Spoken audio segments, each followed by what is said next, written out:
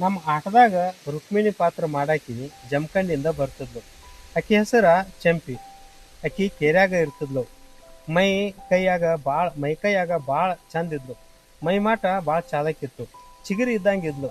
Stage ಮೇಲೆ ಕುಣ್ಯಾಕ ಹತ್ತಿದ್ರ ಮಂದಿ ಒಣಸ್ more ಅಂತ ಒಂದ ಸಾವನ ಅಂದ ಅಂತಿದ್ರು. ಹರೇದ್ ಹುಡುಗರು ಅಂತೂ ಆಕಿ ತಲಿ ಮೇಲೆ ಚುರುಮರಿ ಸುರಿವಿ ನೆವ ಮಾಡಿ ಓಡ್ಕೋತ ಬಂದು ಸ್ಟೇಜ್ ಮೇಲೆ ಆಕಿ ಮಾರಿ ನೋಡವ್ರು, ಖುಷಿ ಆಗವ್ರು. 25 ರೂಪಾಯಿಗೆ ಆಟದ ಎಲಿ ಹಿಡಿದಿದ್ರು.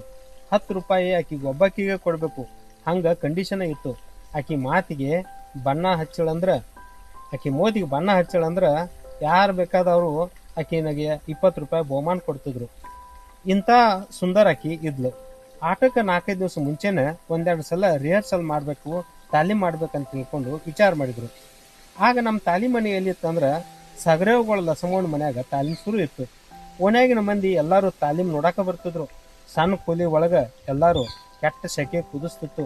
ತಾಲೀಮ್ ಕೋನ್ಯಾಗ ಎಲ್ಲರೂ ಒಂದ ಸವನ ಕೂಡವ್ರು. ಅವ್ರನ್ನ ಕರ್ಯಾಕ ಯಾರು ಹೊಕ್ಕಿರಿ ಅಂತಂದ್ರೆ ಎಲ್ಲರೂ ಗಪ್ಪ ಇರೋರು. ಗಲಗಲಿ ಬಾಬು ಅಂತ ಒಬ್ಬಿದ್ದ. ನಾಟಕದಾಗ ಏನೋ ಗಂಧ ಗೊತ್ತಿರಲಿಲ್ಲ. ನಾಟಕ ನೋಡೋ ಹವ್ಯಾಸ ನಮ್ಗೆ ಇರಲಿಲ್ಲ. ಆದ್ರೆ ಬಂದು ಸುಮ್ನೆ ಕೂಡಾಮ. ತಬಲಾ ಮಾಸ್ತರ್ ಬಂದಿಲ್ಲ, ಅವನ್ ಕರೀರಿ ಸ್ವಲ್ಪ ಅಂತಂದ್ರ ಬಾಬು ಕೇಳಿಸ್ಲಾರ್ದಂಗ ಸುಮ್ಮನೆ ಕೂಡ್ತಿದ್ದ. ಓಣಿಗೆ ಬಸ್ನಿಗೆ ಬಂದಿಲ್ಲೋ ಅವ್ನ ಕರಿತೀರೇನು ಅಂತಂದ್ರ ಇವ್ ಬಾಬು ಏನೂ ಕೇಳಿಸಿಲ್ಲ, ನನಗೆ ಗೊತ್ತಿಲ್ಲ ಅನ್ನೋ ಹಂಗ ಸುಮ್ಮನೆ ಕೂಡ್ತಿದ್ದ. ಅವ್ನ ಮನಿ ಇಲ್ಲೇ ಐತಿ, ಯಾರ್ಯಾರು ಹೋಗಿರೋ ಕರ್ಕೊಂಡ್ ಬರ್ರಿ ಅಂದ್ರ ಇವ್ ಬಾಬು ತಯಾರಾಗ್ತಿರ್ಲಿಲ್ಲ.